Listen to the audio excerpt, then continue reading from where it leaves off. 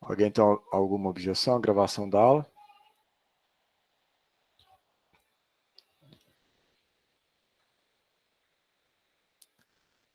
Nenhuma objeção.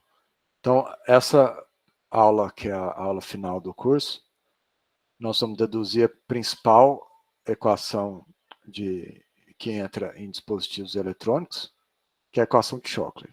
Então, essa é a relação tensão e corrente no diodo, e é também utilizada em transistores. Então, quando você for ver, por exemplo, o transistor BJT, que provavelmente vai ser o primeiro que vocês vão ver, vocês vão ver que a corrente do transistor depende da tensão através também da equação de Shockley. Por quê? Porque a equação de Shockley é a relação tensão-corrente numa junção PN. E o transistor são duas junções PN. Então também tem que obedecer a equação de Shockley. Então é a mesma ideia. Tá? Então, entendendo bem a equação de Shockley junto com o comportamento qualitativo que a gente viu na aula passada, vocês vão estar muito bem posicionados para continuar o estudo das disciplinas de eletrônica. Então, vamos começar lembrando onde que a gente parou a aula passada. Eu fiz a gente viu a junção PN tanto em polarização direta como reversa, né? Na aula de hoje, eu vou deduzir a equação de Shockley pensando na polarização direta, mas a equação vale para a polarização reversa também. Tudo que a gente falar vale tanto para a direta quanto para a reversa. Mas fica mais fácil vocês pensarem em termos da polarização direta do que em termos da polarização reversa. Ok? Tá claro isso, então? Eu estou fazendo os desenhos para polarização direta, mas a equação em si, tudo que a gente for falar, tudo que a gente assumir para deduzir ela, vale também para polarização reversa.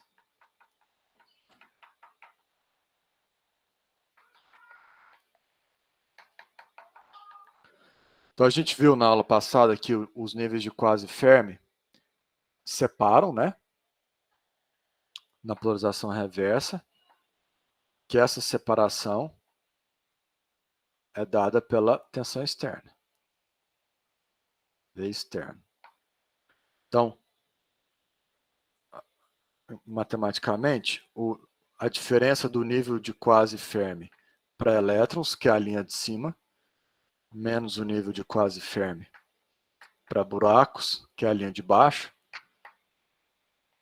é dado pela energia externa que você injetou na junção, tirando ela do equilíbrio.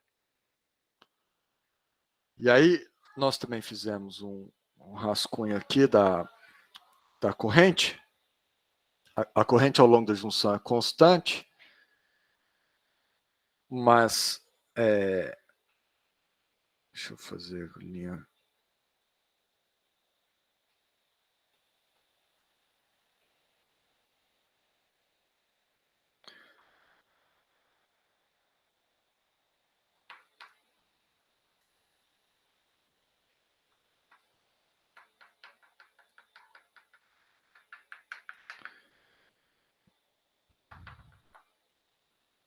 Vocês estão lembrados desse desenho que eu fiz na aula passada? Eu chamei isso aqui de xn, isso aqui de menos xp. Então, essa aqui a linha sólida seria a corrente de elétron, a linha pontilhada a corrente de buraco. Então, essa região que eu marquei com a linha vertical marca a região de depleção,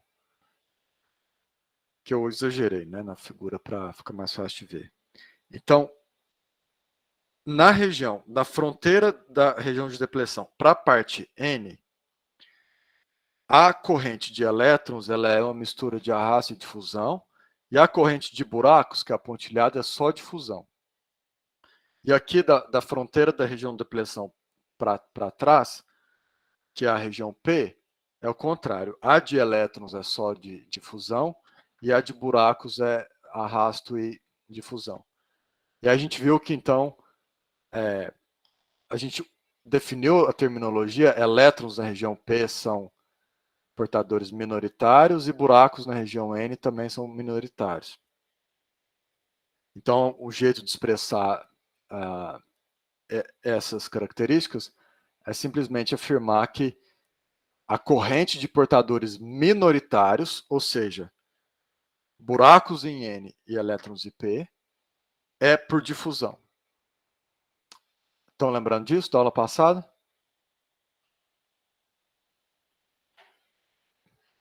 Alguém tem alguma pergunta em relação a isso?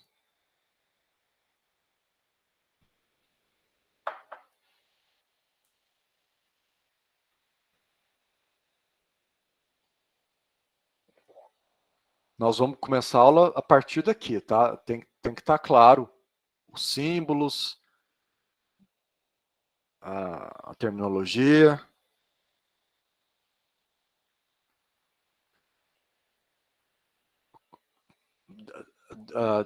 De onde, Manu?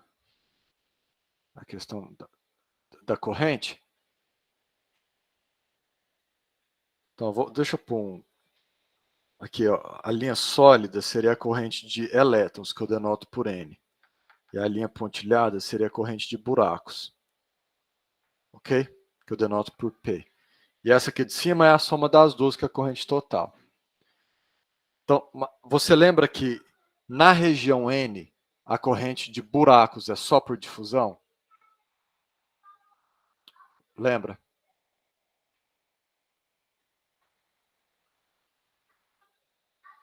Você lembra por quê?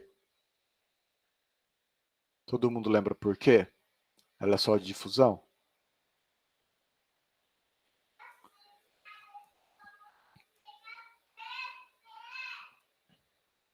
Ó, lembra que o campo elétrico... Então, vamos lembrar. Ó, vou escrever aqui a corrente P na região...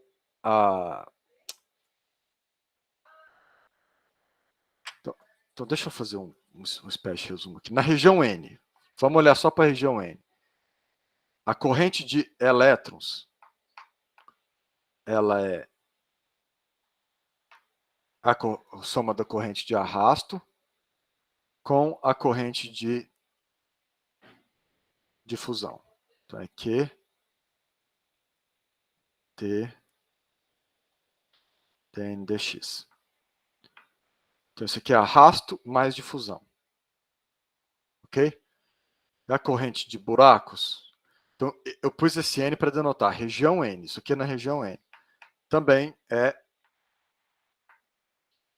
soma de arrasto com difusão. Só que esses sigmas são diferentes. Esse aqui é o sigma para elétrons e esse aqui é o sigma para buracos. Ou seja, essa aqui é a condutividade de elétrons na região N e essa aqui é a condutividade de buracos na região N também. Tudo bem, Manu? Então, lembra que a condutividade de elétrons na região N é muito alta. Lembra? Isso faz com que o campo seja muito baixo, correto? Mas você não pode desprezar esse produto, porque esse produto aqui é número pequeno vezes número muito grande. Entendeu? Então você não pode desprezar esse produto. Quer dizer que a corrente de arrasto aqui não é desprezível. Tudo bem? Agora, aqui o sigma é muito pequeno. Por quê? Porque a concentração de buracos na região N é baixa. Esse E é o mesmo, é simplesmente o campo elétrico na região N. Então aqui eu tenho produto de número muito pequeno com número muito pequeno. Isso aqui, então, é desprezível. A corrente de arrasto de buracos na região N é zero. Sobra só a corrente de fusão. Lembrou?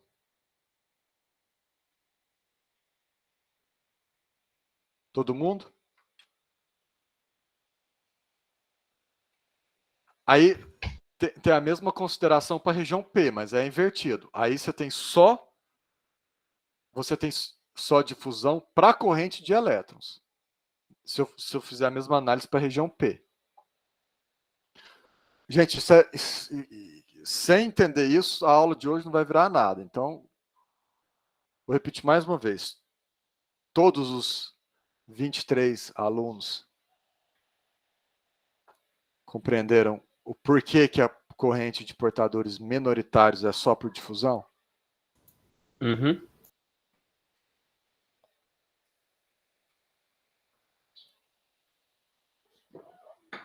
Aí vocês lembram então da nossa tática? A gente precisa calcular a corrente total. É o nosso objetivo da aula de hoje, que é a linha sólida aqui, de cima. Eu quero evitar calcular isso aqui igual a peste.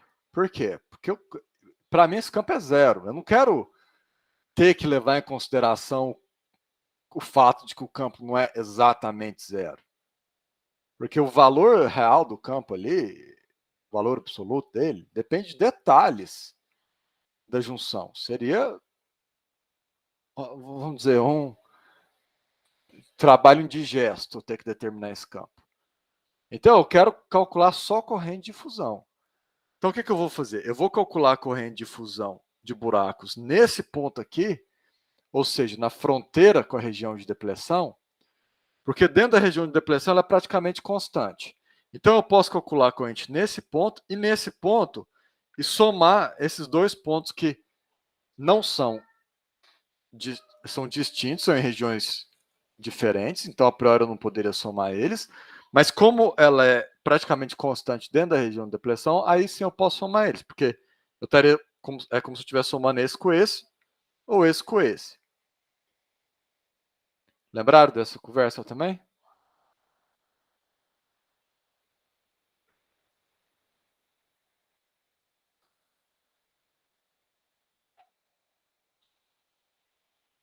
Então vou colocar isso na lousa, de maneira explícita.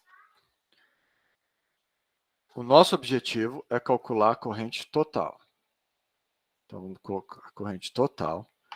Então, usando a nossa tática, ela vai ser essa corrente aqui, que é a corrente de difusão. Vou pôr um D aqui para lembrar que é de difusão. De buracos, vou pôr um P aqui para lembrar que ele é buracos. Avaliado no ponto XN. E eu vou somar com a corrente de difusão de elétrons avaliado no ponto menos XP. Essa é a minha corrente total. Lembra que isso é densidade de corrente, né? Corrente por unidade de área. Entenderam, gente?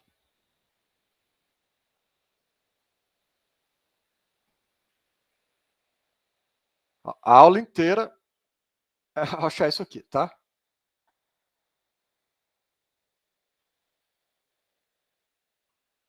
Então, o que determina essa corrente? Vamos lembrar. Vamos pensar em buracos na região N de novo. A gente sabe que tem difusão e a gente sabe que tem o processo de recombinação. Então, chega um excesso de buracos na região N e esses buracos vão sofrer recombinação com elétrons. Por quê? Porque você tem um excesso de buracos, então vai cair mais elétron do que subir, né? Lembram desse efeito da aula passada? Recombinação. Os estudantes se apaixonando. Então vamos pensar. A gente tem transporte por difusão com a presença de um mecanismo de recombinação. A gente viu na aula de transporte que quando o transporte é por difusão e você tem a presença de algum mecanismo de perda, a gente já sabe como é que a concentração de portadores decai. Como que ela decai? Ela decai exponencialmente. É o Hunger Games do Tusca. Lembra, gente, do Hunger Games do Tusca?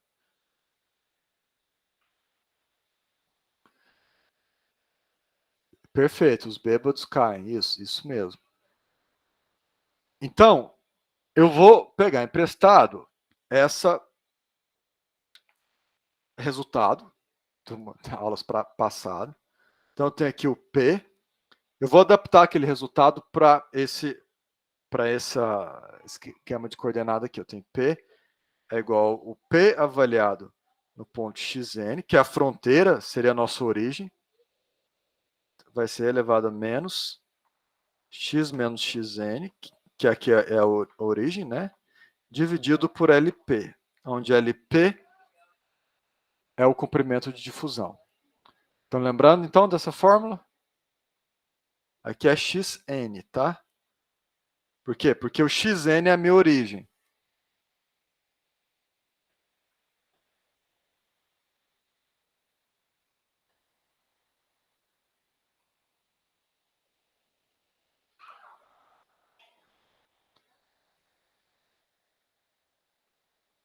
Pessoal, está entendido? LP. Por quê? Porque L é o comprimento de difusão. E aqui eu estou lembrando que é o comprimento de difusão para buracos. O P, Stefano, é só para diferenciar do comprimento de difusão para elétrons, tá?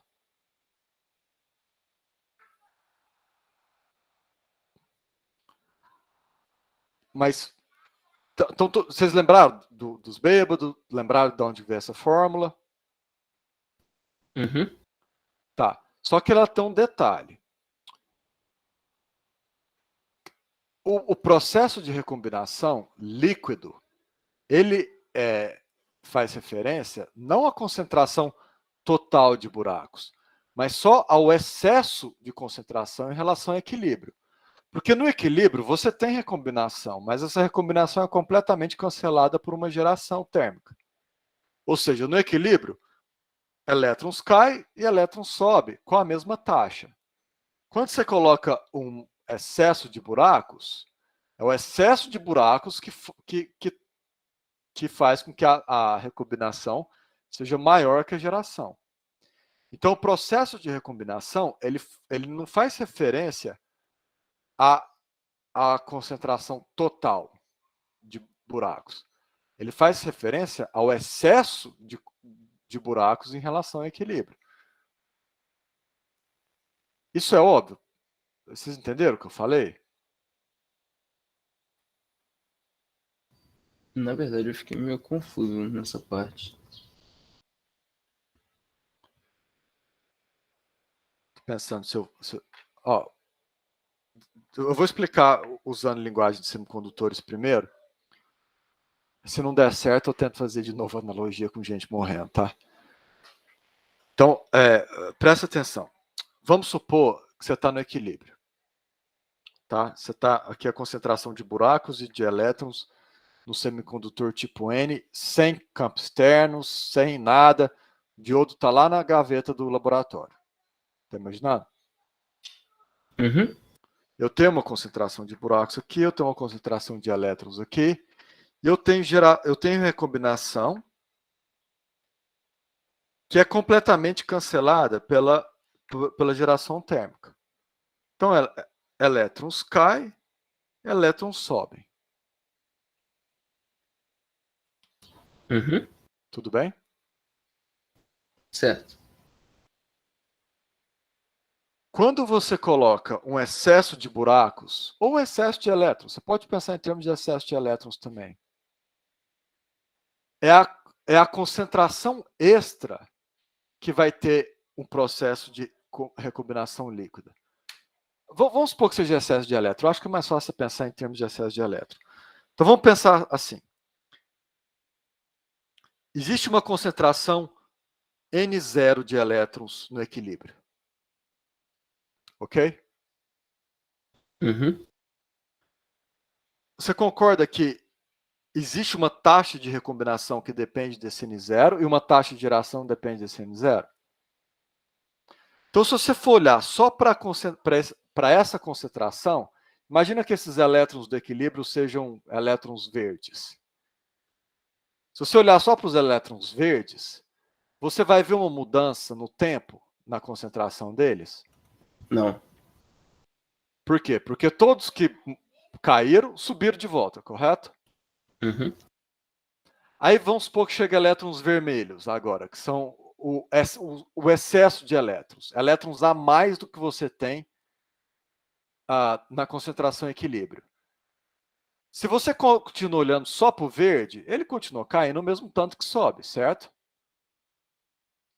Mas se você olhar para o verde, com o tempo, não vai cair e morrer, acabar. Se você simplesmente pôr um pulso de elétrons aqui, aparece elétrons verdes aqui, um excesso de elétron, e deixa o sistema relaxar de volta, com o tempo os verdes não vão cair, ele vai voltar para o equilíbrio.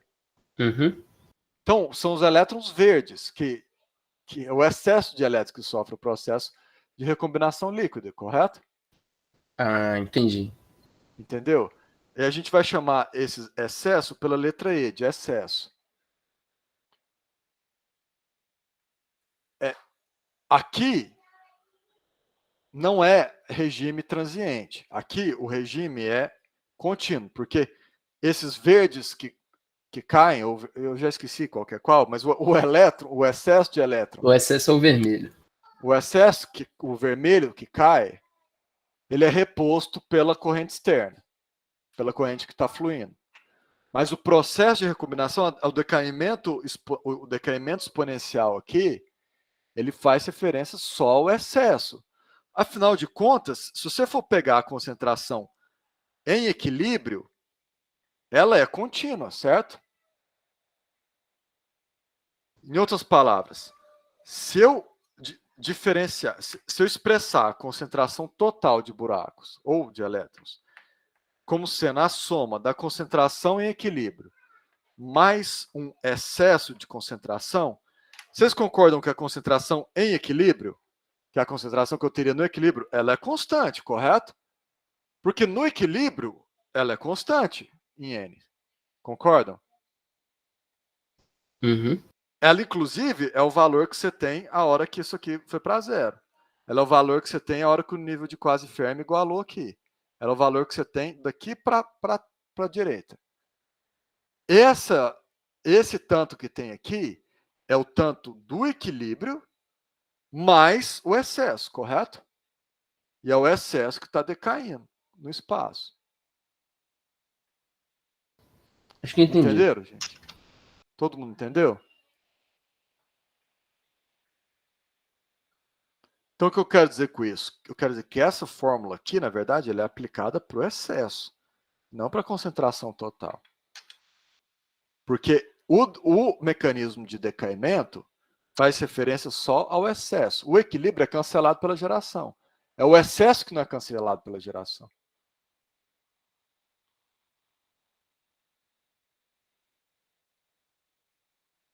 Entenderam, gente?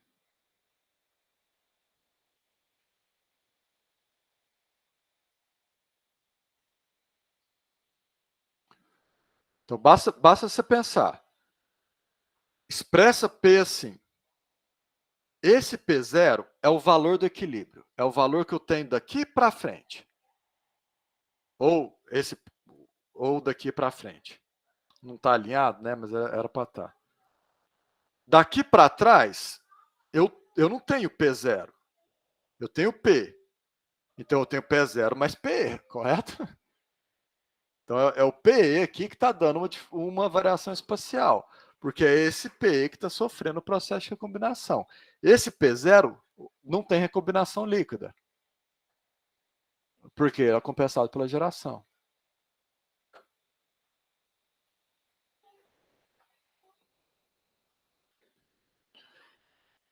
Então, pensa, no limite que o P em x de n é zero, você voltou para o equilíbrio. Você tem P0 em tudo quanto é lugar. Você não tem mais recombinação nem nada.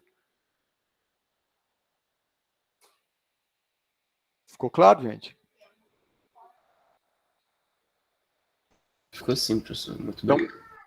Então só para finalizar, para ter recombinação, não basta você ter uma injeção de buraco. Você tem que ter uma injeção além do equilíbrio.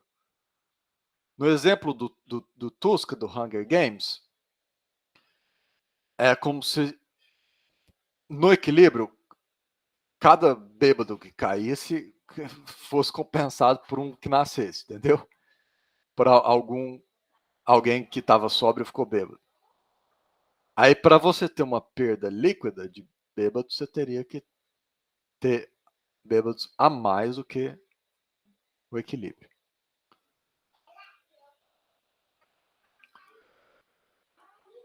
Então, eu tenho essa expressão para concentração de buracos na região N. E usando o mesmo esquema, anotem no caderno, por favor. O que é o P? Anotem aí. O P é a concentração total de buracos. Quando vocês terminarem, me fala. Anotou? Concentração total de buracos?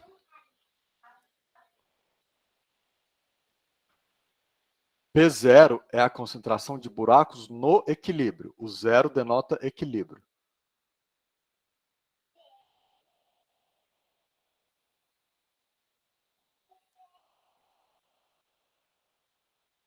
E o PE é o excesso, a concentração, concentração de excesso, o excesso de concentração. Claro que o excesso faz referência a excesso além do equilíbrio. É o que você tem a mais além do equilíbrio.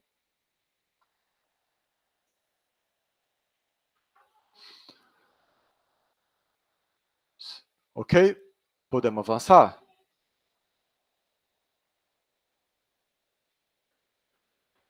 Vocês precisam anotar essas coisas no caderno, tá, gente? Porque a lousa é muito pequena. Eu tenho que deduzir uma fórmula relativamente longa usando metade da lousa, porque eu preciso fazer referência ao diagrama de banda e a esse desenho. Essa é a aula mais difícil de eu dar na pandemia, por conta desse problema. Então, considerações semelhantes me permitem escrever que o excesso de concentração na região P é dado por NE na fronteira, menos XP, vezes E elevado a... Agora eu tenho que inverter, porque ele cai para a esquerda, né? Então, o X que era negativo fica positivo. Então, X mais XP dividido por Ln. Então, isso aqui também é a solução da mesma EDO, só que agora eu preciso pegar a solução com positivo, porque a condição de contorno é que ele vai para zero para menos infinito.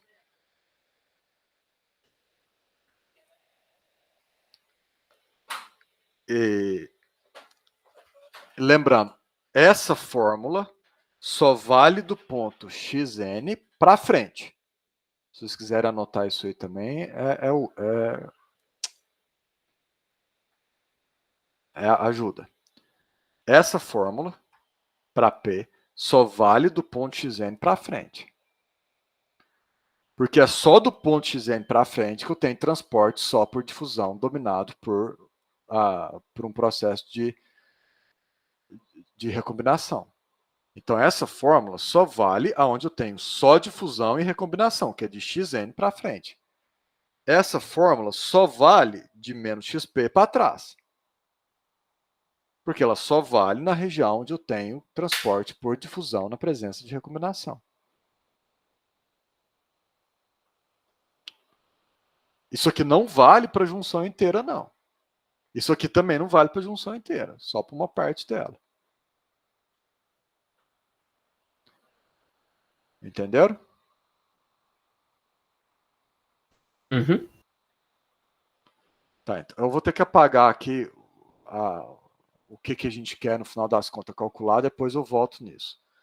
Vamos focar a atenção agora no GDP de Xn. Então, uma das partes que eu quero calcular é a corrente de difusão na região P, avaliado no ponto Xn. Certo? Eu quero essa corrente aqui. Eu sei que a corrente de difusão é dado por menos Q vezes o coeficiente de difusão vezes dp dx. Certo?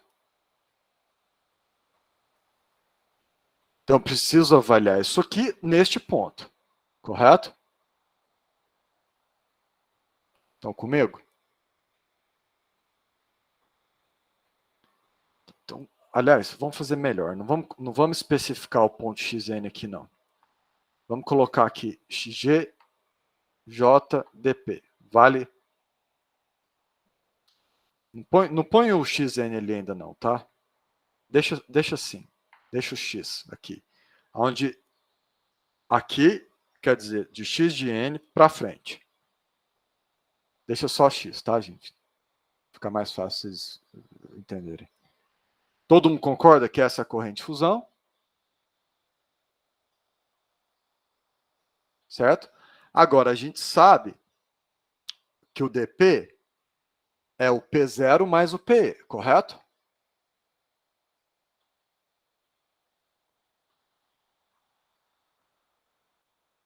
Esse P é o P total, ele é o P0 mais PE, correto? Agora, a derivada do P0 é zero, porque o P0 é constante, ele é a concentração em equilíbrio, ela não muda. Ela muda quando você entra na região de depleção, mas ela não muda quando você está ou só na região N ou só na região P. Correto? Então, aqui fica só o dP.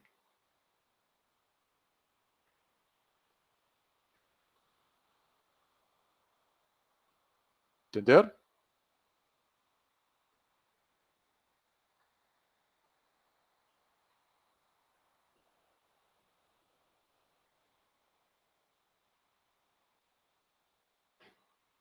Entenderam, gente? Aham. Então, então, beleza, a gente tem a faca e o queijo na mão. É só derivar isso aqui, ó, porque a gente já sabe quem é o PE. Então, vai ficar J, dP em X. Lembrando que essa fórmula é de Xn para frente, que vale. Essa aqui é geral, né? Essa aqui é sempre corrente de fusão. Mas que o P é dado por isso aqui é só de Xn para frente. Então, ó, isso aqui é um número, correto? Então, vai cair esse negativo aqui, dividido por 1 sobre LP, certo? Então, esse negativo vai cancelar esse, eu vou ficar com Q positivo, dP sobre LP, vezes E elevado a menos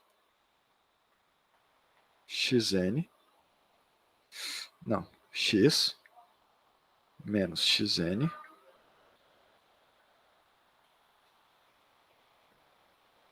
Xn, dividido por LP. Concordam? O que é isso? Ficou muito impossível de ver o que está escrito. Eu não consigo enxergar a minha própria lousa, porque tem um reflexo da minha lâmpada. Aí a hora que eu olho para o computador e vejo o que está escrito, eu vejo que não dá para ver. X menos Xn sobre LP. Tá dando para ver agora?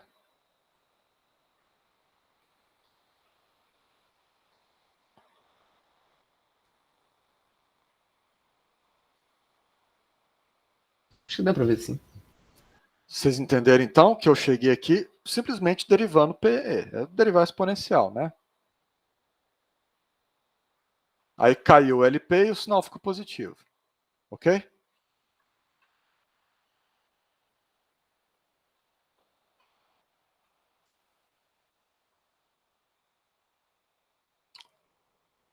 Mas o que eu quero? Eu quero JDP avaliado no ponto Xn, correto?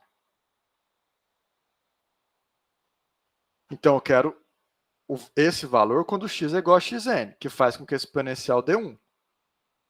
O que faltou aqui nessa fórmula? Faltou o mais importante, o Pxn. Vou colocar ele aqui na frente, tá? Lembra que isso aqui multiplicava exponencial? Então, isso aqui vai dar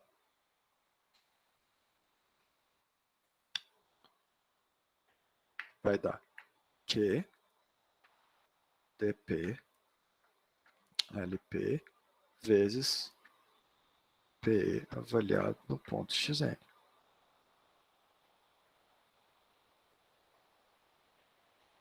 Apesar da tremenda dificuldade em apertar essas fórmulas aqui na lousa, vocês entenderam o que a gente fez?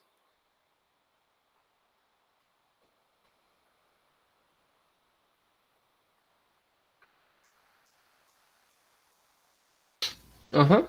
O último passo é esse, Stefano? Você entendeu isso aqui? Você percebeu que eu tinha esquecido de pôr esse termo?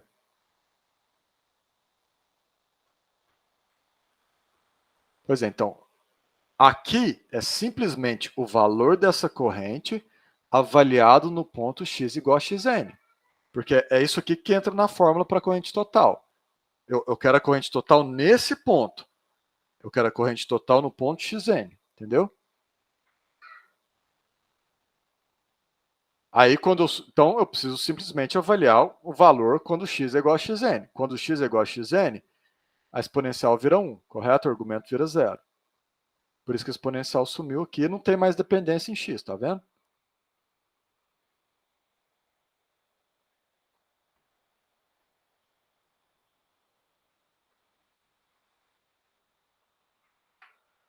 Pegaram então, gente, como é que nós fizemos o cálculo?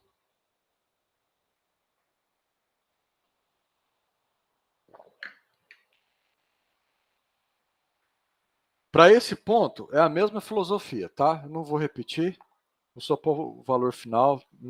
No livro tem isso aí, mais mastigado. Mas é a mesma ideia.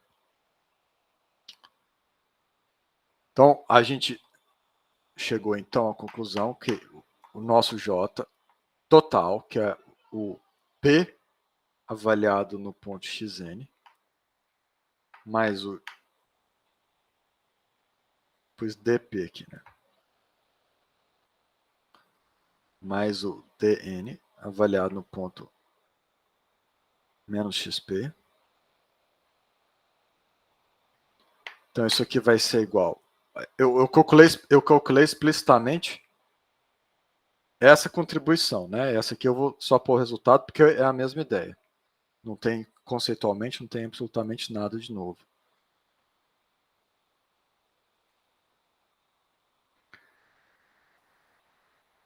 Então vai ficar aqui. Opa. TP. LP. P de XN. Mais, então já copiei, tá? Só copiei o resultado porque é esse primeiro. Então eu vou apagar para não ter redundância aqui. Mais o resultado que a gente obtém fazendo a mesma coisa para esse ponto, que é Q dn ln ne menos xp. Eu vou ter que apagar essa fórmula daqui a pouco, então é bom vocês terem ela anotada, tá?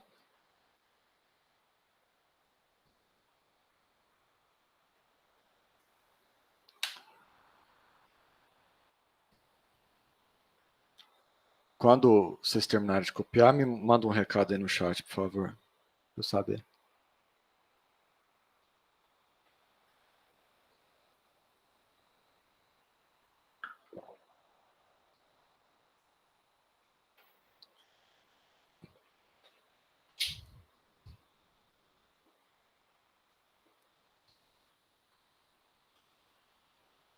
Tem festa ali no salão?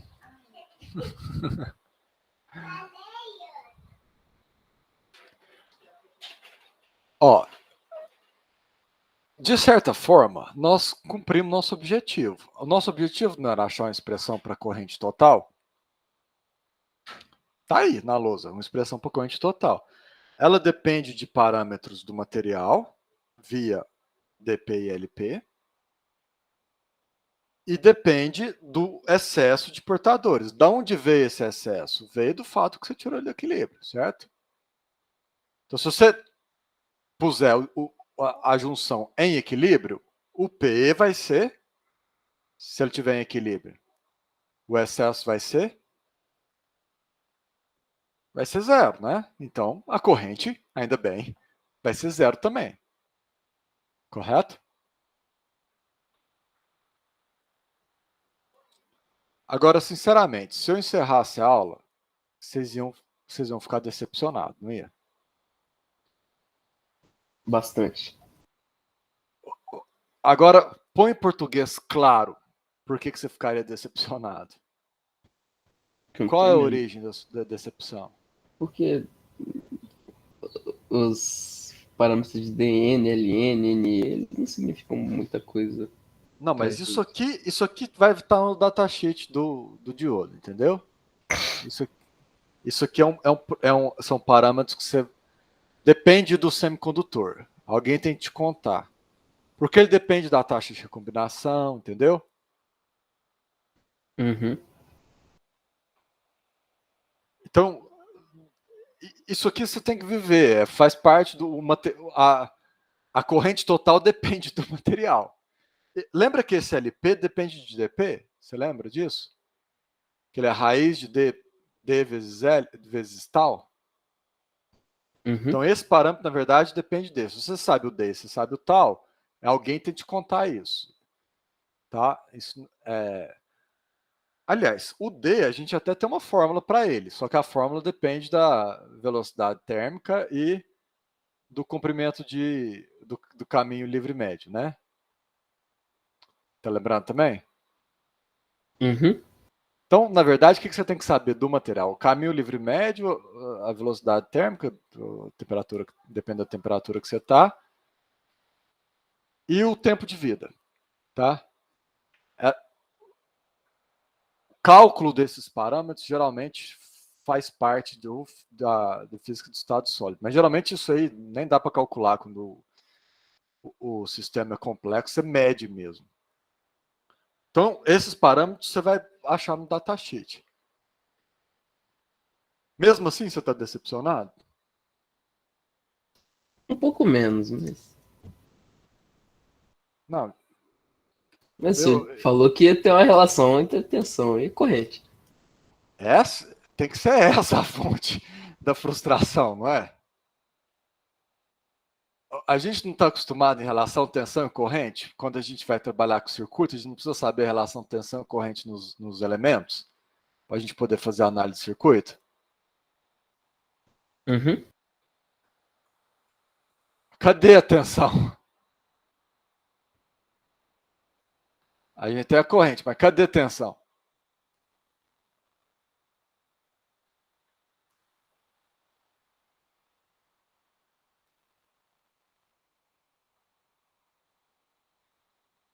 Cadê a tensão, gente?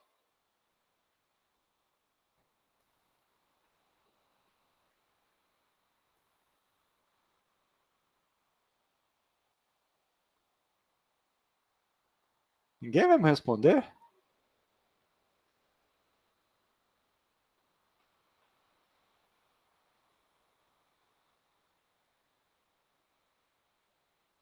Não, carga vezes portador aqui é concentração.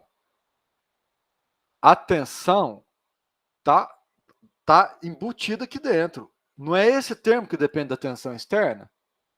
E esse termo? Se a tensão externa for zero, você não voltou para o equilíbrio? E esse termo não vai para zero? Então a tensão externa, que é esse termo aqui, é isso aqui que a gente quer que aparece na fórmula. Tá embutido aqui dentro. Nós temos que desembutir o trem. Entenderam?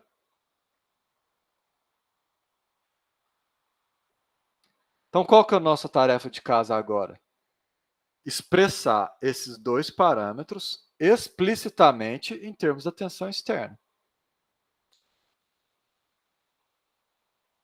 Se não é igual eu sair num show do Pink Floyd e não ter confortabilidade. Você volta triste para casa. Tá claro, então? Eu Ô, posso apagar a louco, lousa? professor. Vai desprezar Shannon Chris Diamond assim? Não, eu não falei que tem que pular esse. Mas 70% do povo tá esperando o solo de guitarra do David Gilmour.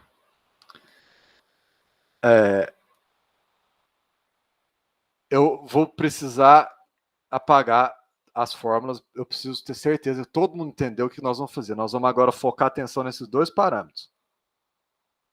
Tá? Eu vou explicar para um, porque para o outro é a mesma coisa, mas a gente vai simplesmente agora expressar esses dois termos explicitamente em termos de atenção externa. Posso apagar?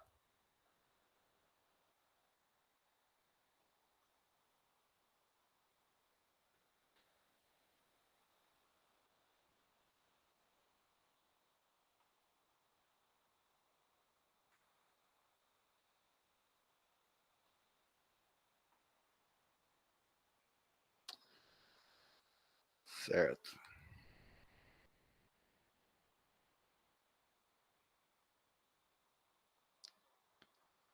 Então vamos pensar no PE.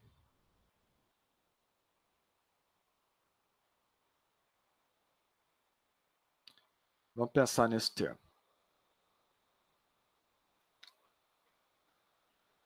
Em primeiro lugar, a tensão externa depende dos níveis de quase fermo, correto? Uhum. Então, o primeiro pensamento é: eu tenho concentração em termos de níveis de Fermi? Eu tenho uma fórmula para concentração em termos de nível de Fermi? Temos, eu acho. Temos, né? Nós ficamos um tempão para deduzir essa fórmula.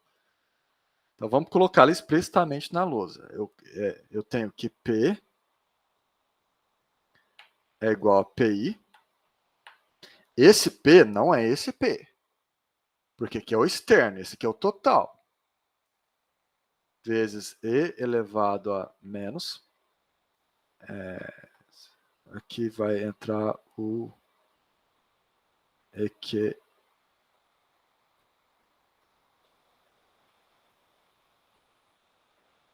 Ixi, não vai caber. Peraí. Eu preciso dessa exponencial gritante.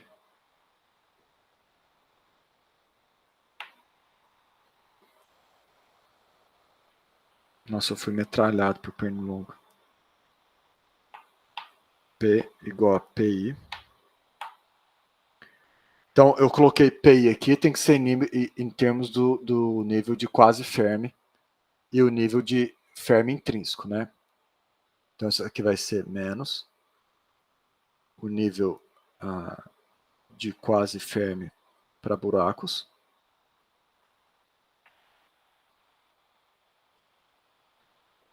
Menos o nível de Fermi intrínseco.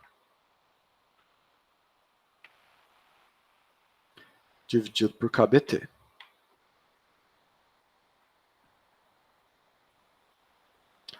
Então, a gente tem essa fórmula que a gente deduziu em aulas anteriores. Estão lembrando da fórmula? A gente deduziu elas com a densidade de estados, somando a distribuição de Fermi-Dirac, estão lembrando? Uhum. E eu também tenho uma fórmula para o N, né? Estou pensando aqui onde que eu vou enfiar.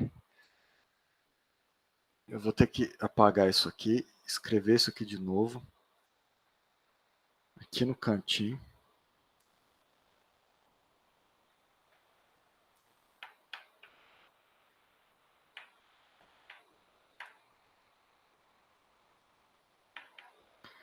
Qual é a fórmula para o N? Eu tenho N é igual a NI E elevado a menos EFI menos EQFN.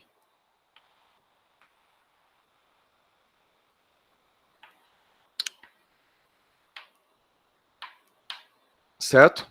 Eu não tenho o meu PE ainda. Não tem ele ainda.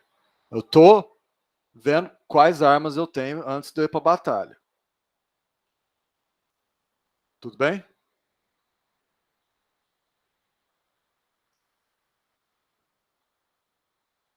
Então vamos pensar aqui com os nossos botões. A tensão externa não é dada pela separação dos níveis de Fermi? De quase Fermi? Uhum. O lado de cá aparece o QFP. O lado de cá aparece o QFM. O que eu posso fazer para aparecer tensão externa, que é o que eu quero?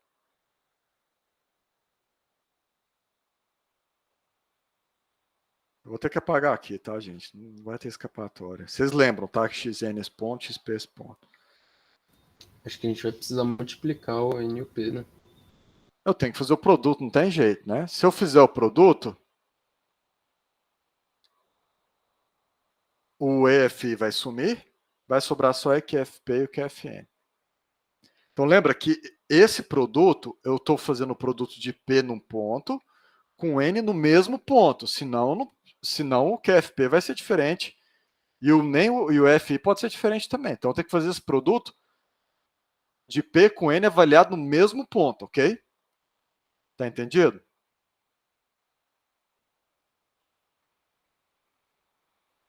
Você está perguntando se isso foi parecido com a P7, você só precisava saber isso aqui, Manu. Você não precisava invocar isso aqui direto. Até podia, se você quisesse, mas não é necessário.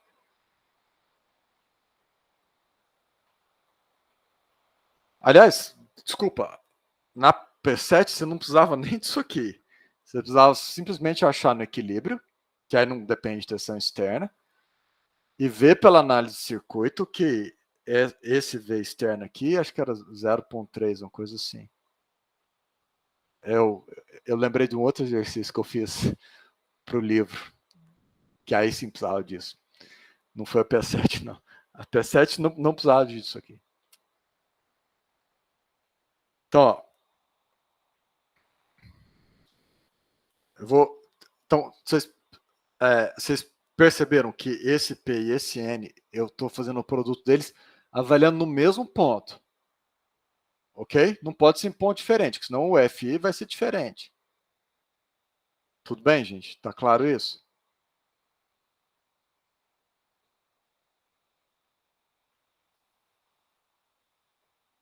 Então eu vou ter P vezes N, lembrando, P num ponto e N no mesmo ponto.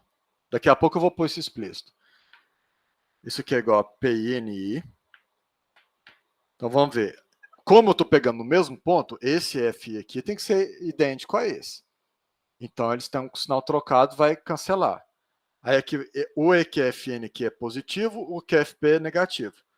Então vai ficar EQFN menos EQFP sobre KBT. Certo?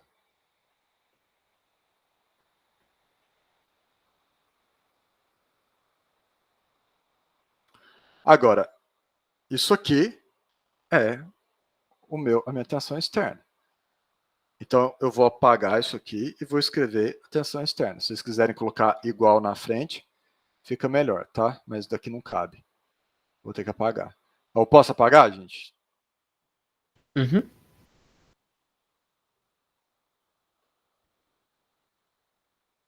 Então, fica aqui, V externo, sobre KBT.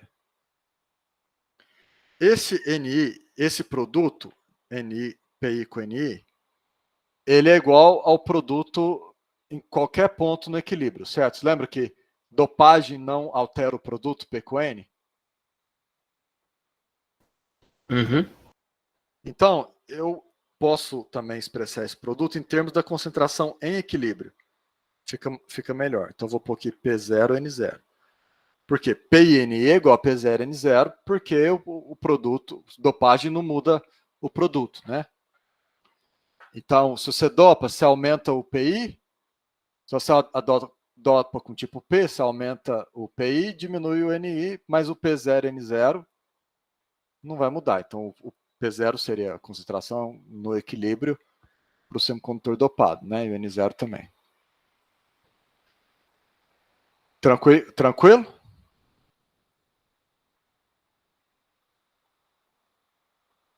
Então, agora eu vou colocar essa relação explicitamente para o ponto xn, tá? Então, agora eu vou simplesmente lembrar, eu vou pegar essa relação que é geral, tá? E vou colocar ela explicitamente aqui no ponto xn.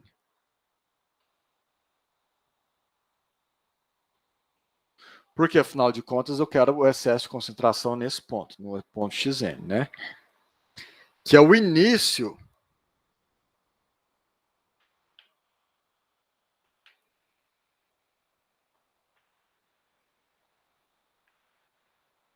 da região N, correto?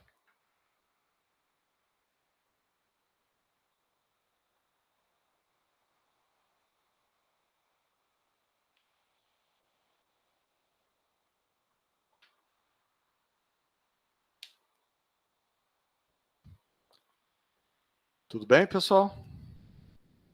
Uhum.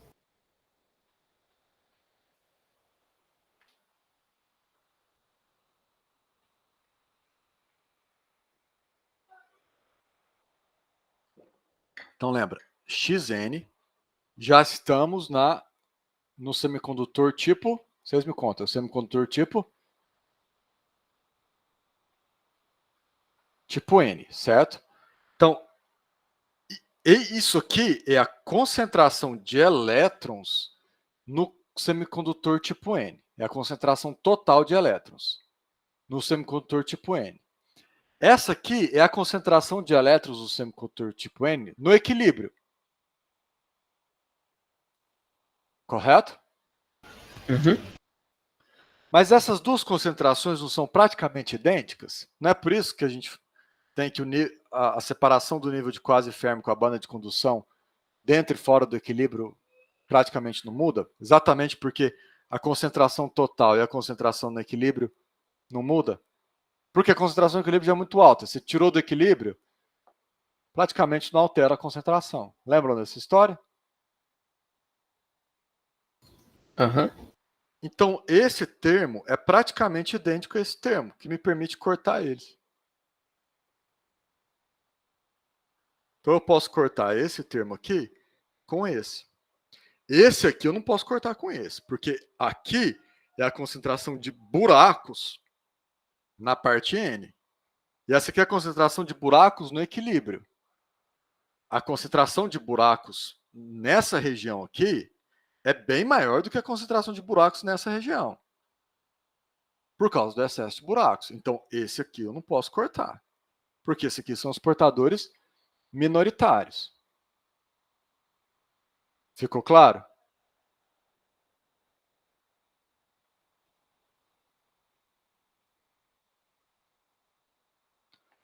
Ficou assim.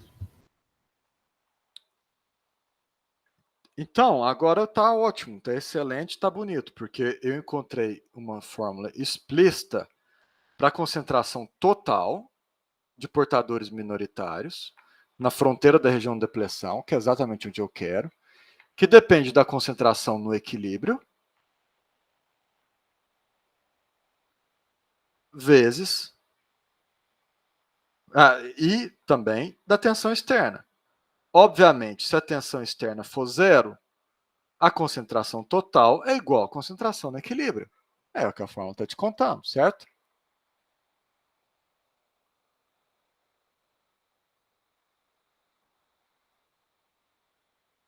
Você não entendeu por que eu chamo de portador minoritário?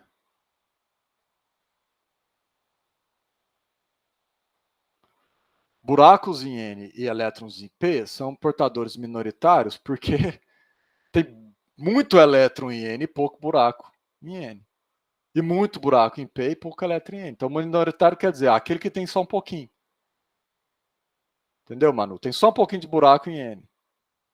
Só um pouquinho de elétron em P. Então, eles são portadores minoritários. Na região N, elétrons são majoritários e buracos são minoritários. e vice contrário para a região P.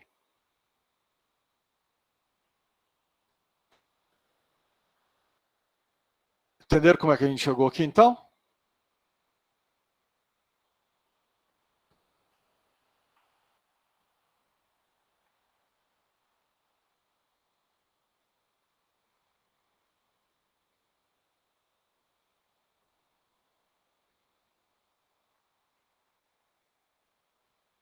Tá claro, gente? Tá, mas o que, que a gente quer? A gente quer a concentração de excesso, a gente quer o PE. A gente sabe que P é igual ao em equilíbrio mais o excesso, certo? Então, o excesso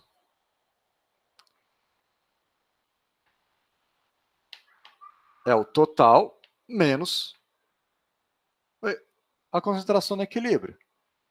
Então, o excesso no ponto xn vai ser o total no ponto xn menos o equilíbrio. Então, o equilíbrio aparece aqui e aparece aqui.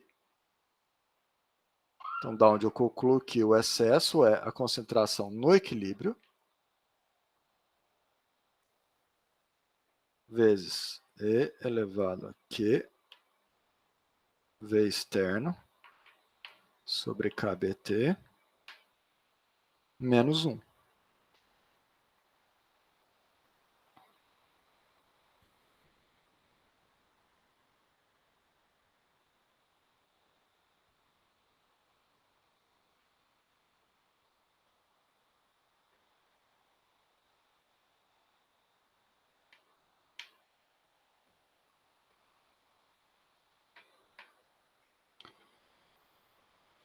Entenderam?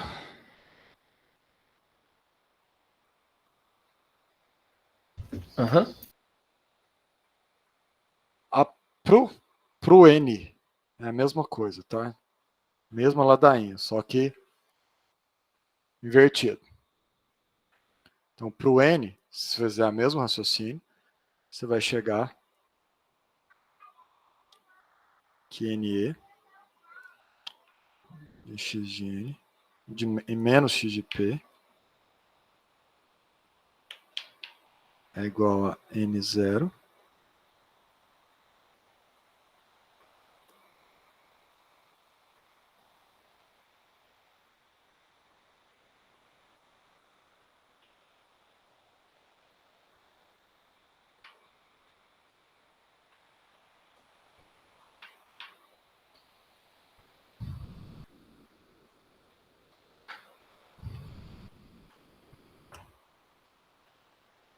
ok?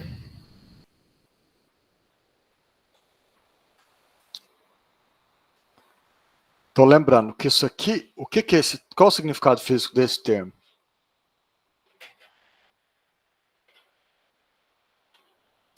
Qual o significado físico desse termo? É a concentração de buracos no, na fronteira, no equilíbrio. Da região N, né? Na Mas, fronteira do mas é a equilíbrio. concentração no equilíbrio, correto? Uhum.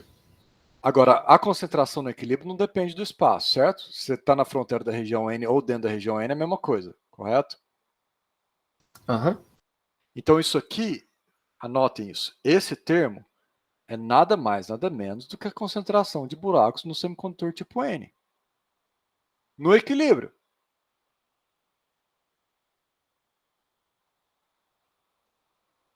E esse termo, pela mesma razão, é a concentração de elétrons no semicondutor tipo P. No equilíbrio.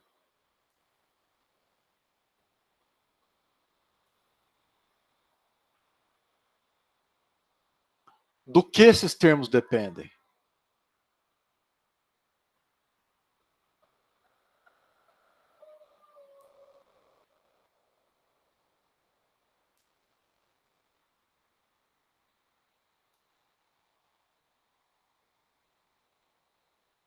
Do que esses termos dependem? Da dopagem? Da dopagem. A gente sabe calcular. Se eu te contar a concentração de portadores, você sabe calcular esses termos? Vocês fizeram até prova, não fizeram? Tem que calcular isso. Lembra que você não pode dizer que P é aproximadamente igual à concentração de dopantes, porque esse P é a concentração de portadores minoritários. Então, como é que você acha o P? Você tem que usar essa fórmula. P igual a PI elevado a menos F menos FI. Então, o que você faz? Com a concentração de dopantes, você determina essa separação. E aí você determina o P. Mas no semicondutor tipo N, a concentração de elétrons, que é aproximadamente igual à concentração de dopantes, não a concentração de buracos. Então lembra, isso aqui é a concentração de portador minoritário. Então, com a concentração de dopantes, você acha essa separação, aí você acha o P. Entenderam? Uhum. Tá claro para todo mundo?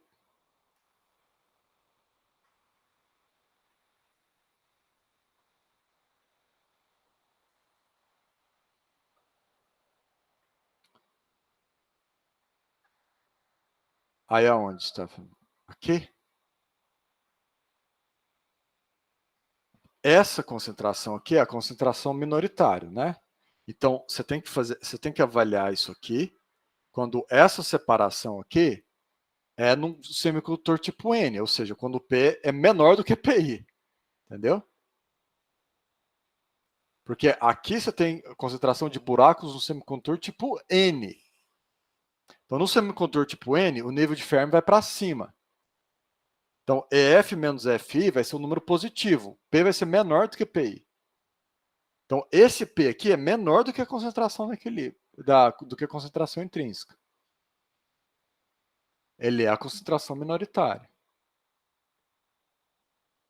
Tá claro? Tá claro?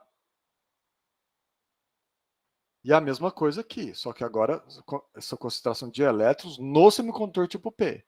Então você usa a fórmula para o N, a dopagem, vocês já aprenderam como é que calcula a diferença dos níveis de Fermi de acordo com a dopagem, e aí é só achar a concentração de portador minoritário. Mas lembrem, essas duas concentrações vão ser menores do que a concentração intrínseca.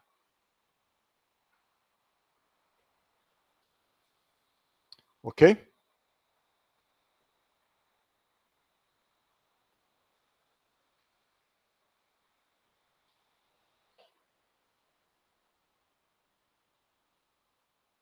Então, o que a gente tinha? A gente tinha J total. Vamos colocar aqui em cima. A gente tinha J total é igual a Q, TP, LP, mais P, X vezes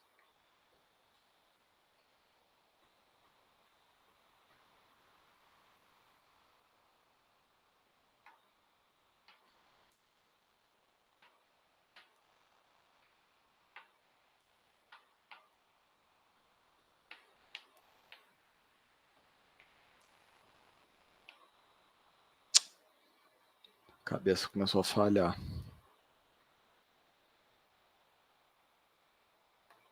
É o fim de semestre, professor.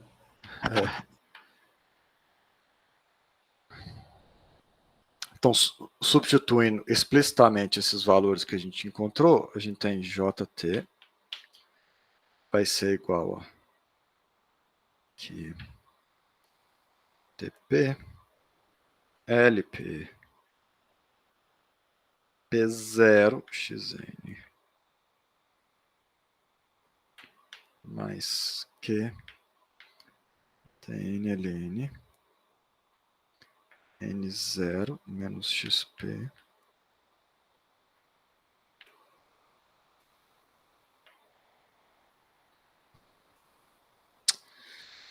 Que saco essa lousa, né? Não cabe as coisas. Não vai caber aqui de novo. E elevado aqui. V externo sobre KBT menos 1.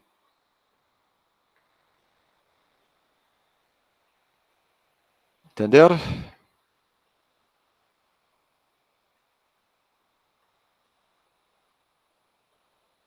Vamos tentar de novo aqui. V externo.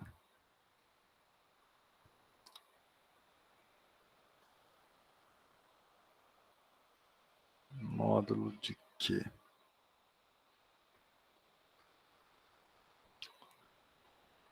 Então, eu só substituir, né? Esses dois valores ali em cima. Eu posso apagar?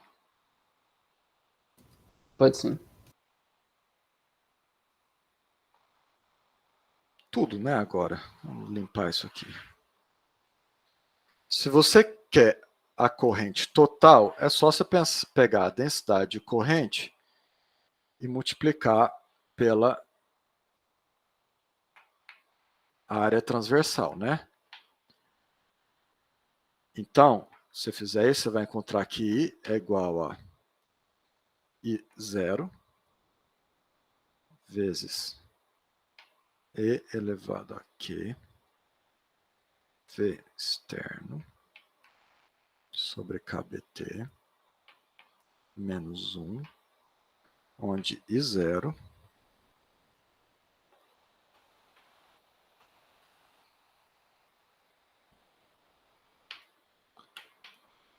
lá vai nós de novo.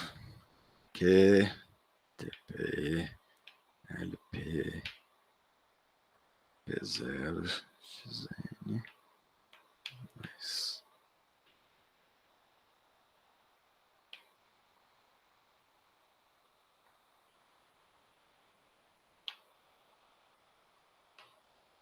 Agora,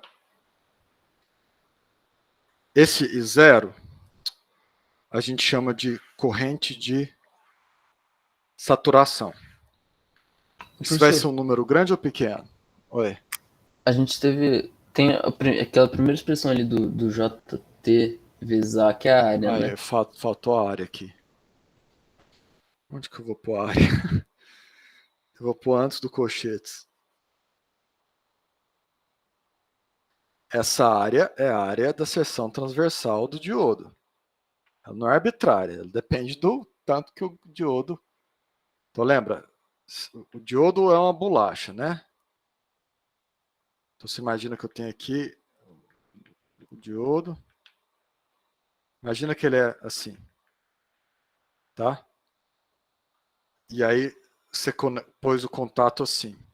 Então você tem a divisão P e N aqui no meio. Essa área é a área da seção transversal, é a área essa área aqui. Entendeu?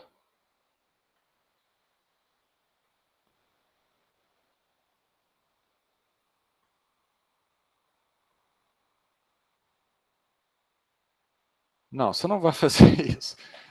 Aí você vai ter um monte de junção PN emendado uma na outra. Isso não vai dar certo.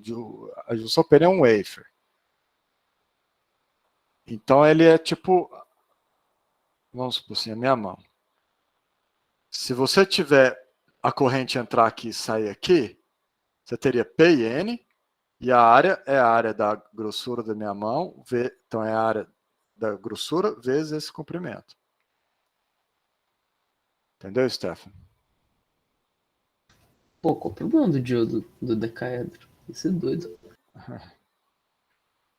Então essa área, assim, é arbitrário no sentido que você faz seu diodo com a área que você quiser. Mas uma vez que você fez o diodo, é a área da geometria dele, a área da seção transversal. Esse número aqui, essa corrente, vai ser grande ou pequeno? Professor, qual que é o nome que você tinha falado que era essa corrente mesmo? Corrente de saturação. Às vezes ela vem com IS, tá? Às vezes ela vem com IS em alguns livros. Eu acho que o livro do Cedra usa IS, que é o que vocês vão usar no semestre que vem, em eletrônica. Ela chama corrente de saturação. A corrente de saturação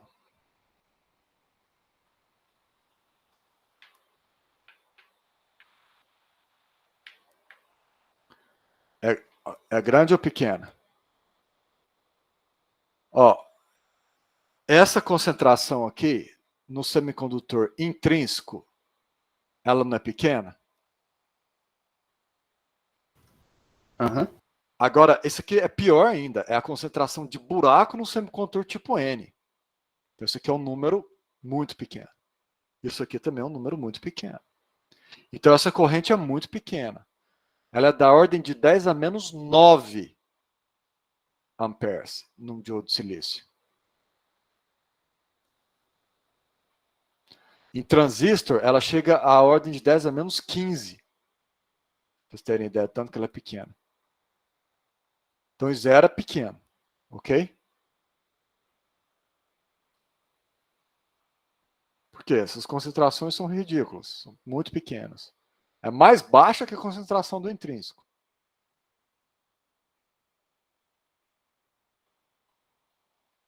Você não pode desconsiderar ela. Aí depende do que você está chamando de desconsiderar, tá, Stefano? Mas eu vou explicar o efeito disso, tá? Explicitamente. Então, eu posso apagar aqui a relação por zero, para facilitar a nossa vida um pouco? Uhum. Então, essa equação é a equação de Shockley, tá? É o nosso objetivo da aula de hoje, é a equação mais importante em dispositivos eletrônicos. Ela vale tanto para tensão positiva, que é polarização direta, ou tensão negativa, que é polarização reversa. Se você fizer um plot da relação corrente e tensão, você vai ter aqui tensão. Mas, geralmente esse V externo eu que uso para te lembrar que é a tensão do diodo. Mas isso não aparece em livro, não. O povo só põe V aqui. Imagina, quando essa tensão aqui é negativa, quando essa tensão aqui é negativa, você vai ter E elevado a um número negativo, correto?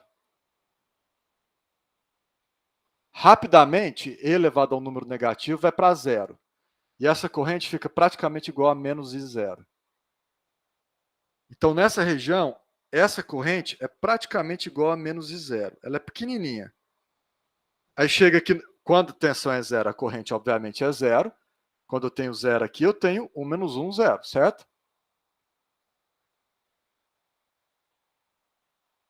Aí ela continua aqui bem peba e aí de repente ela, pumba, explode.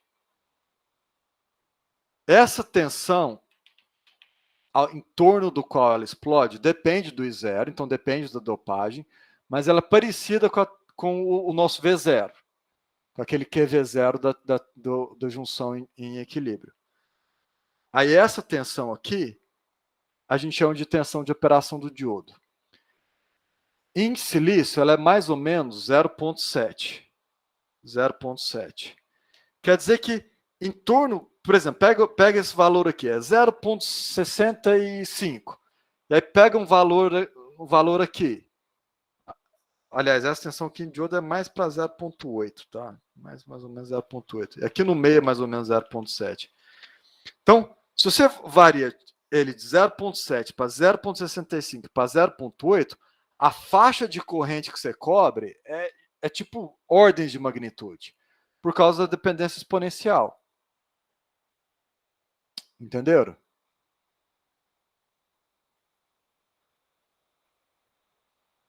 Sim. Então, o que você faz? Você trata o diodo. Isso é bom, é o que você quer. Um diodo, ele é projetado para ser um elemento. O diodo ideal, ele seria assim, ele seria 0, 0, 0, 0, 0, 0, 0. Chegou aqui, ele seria um curto-circuito. Então, ele seria uma reta horizontal. Isso aqui aproxima esse comportamento ideal dele. Ou se você quiser um comportamento ideal mais realístico, ele é 0, 0, 0, 0, 0 e de repente é uma reta aqui, que seria a tensão de operação. Então, o que acontece? Esse comportamento exponencial quer dizer que acima de uma certa frequência, tipo 0,7, acima de uma certa tensão, a corrente que vai passar nele é gigante. Você precisa mudar a tensão só um pouquinho para mudar a corrente um tantão. Então, É por isso que eu já queima vou o te LED? atender, É tá, isso? Manu? Só um instante. Fala, Vitor. É por isso que queima o LED? É isso? Isso, lembra que eu falei que se você fizer isso aqui, o que eu quero? Eu quero pôr atenção assim. Se você fizer isso aqui, vamos supor que esse aqui seja um diodo de silício. Vamos supor que você põe 5 volts aqui. Se você puser 5 volts aqui, essa corrente aqui é de gigaamperes, entendeu? Vai queimar o bicho. Por quê? Porque ele é aproximadamente um curto em polarização direta. O que quer dizer aproximadamente um curto? Quer dizer que você pode passar a corrente que você quiser com um pouquinho de nada de queda de tensão. Entenderam? Então Caramba, que legal. isso aqui é morte, tá, gente? Puf, trem explode. Nunca faz isso. Aí o que você vai fazer? Vamos supor que você coloca com um resistor. Você faz assim.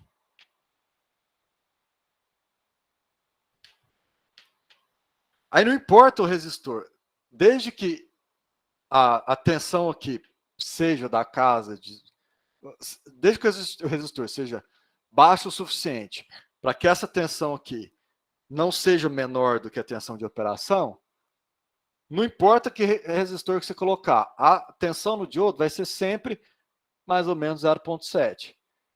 Então, se você está trabalhando, por exemplo, com tensão da rede, que é 200, 120 volts, você despreza isso aqui e o seu diodo em polarização direta é praticamente um curto-circuito.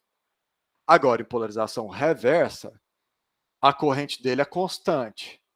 Não importa a tensão que você põe, ele vai passar só essa corrente zero, que é muito pequena, praticamente zero. Nesse sentido, Stefano, você pode às vezes dizer que ela é zero. Entendeu? E aí ele é praticamente um circuito aberto.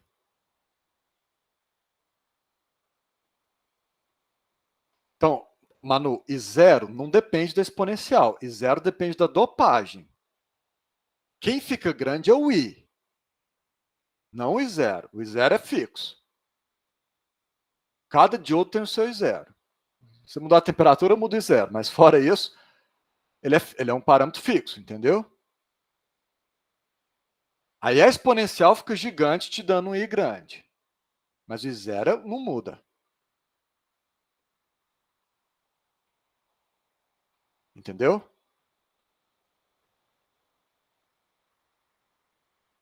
O Zener tem uma tensão aqui, que é chamada tensão de breakdown, que faz com que essa curva fique simétrica.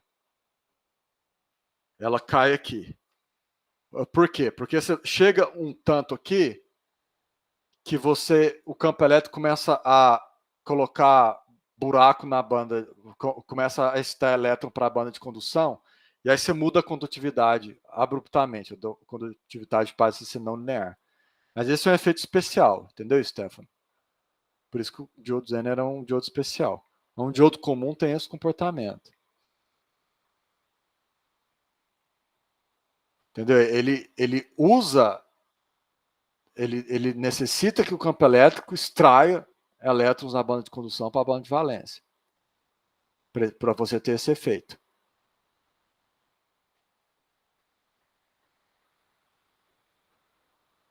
Então você tem uma condutividade, a condutividade passa a ser função do campo. Esse que é o fundamento do diodo Zener.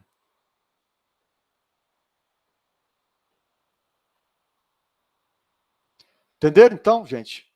Aqui está o processo de retificação. Circuito aberto, curto. E que é previsto pela equação de Shockley, e que é exatamente o comportamento que a gente já previu qualitativamente na aula passada.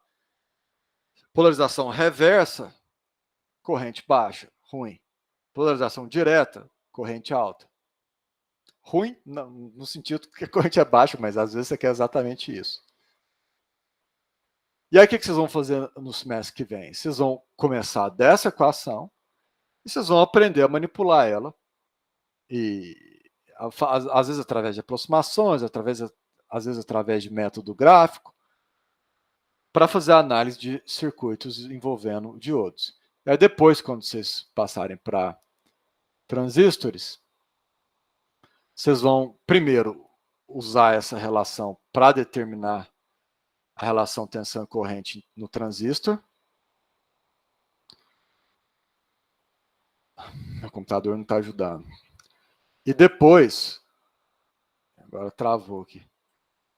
E aí depois vocês vão aprender a trabalhar com transistor dentro do circuito. Entenderam? Aham. Então, todo mundo entendeu como é que o diodo funciona?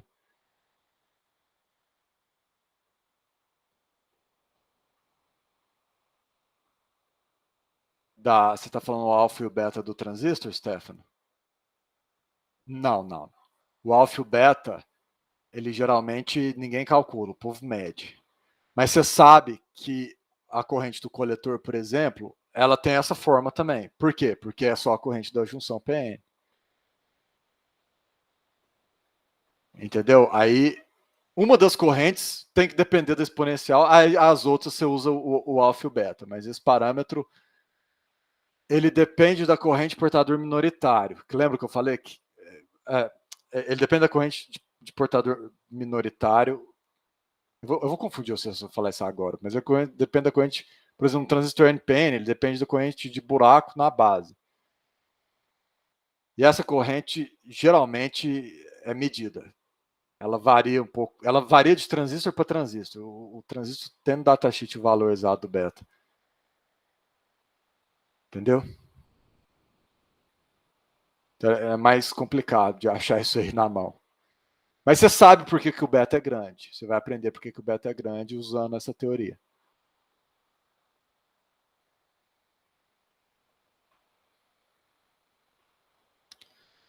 Mais alguma pergunta, gente?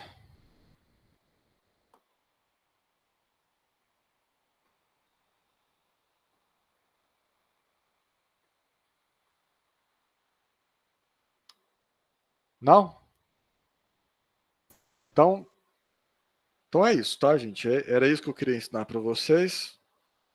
Espero que vocês tenham aprendido, que vocês tenham gostado do curso e que seja útil nos cursos seguintes. Eu espero que daqui a alguns anos vocês entendam, vocês consigam responder a pergunta por que uma junção PN tem propriedade retificadora, por que o campo elétrico interno não aparece na junção em repouso. Você achou mais puxada essa aula, mano? Ela é um pouco mais puxada mesmo, mas você conseguiu acompanhar? Ou se perdeu?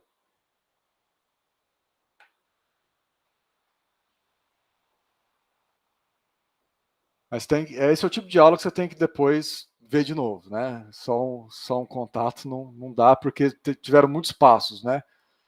Mas nenhum passo é complicado. A única coisa é que tem muitos passos. Aí você precisa lembrar direito o que você está fazendo. Mas deu para acompanhar, gente? Deu sim.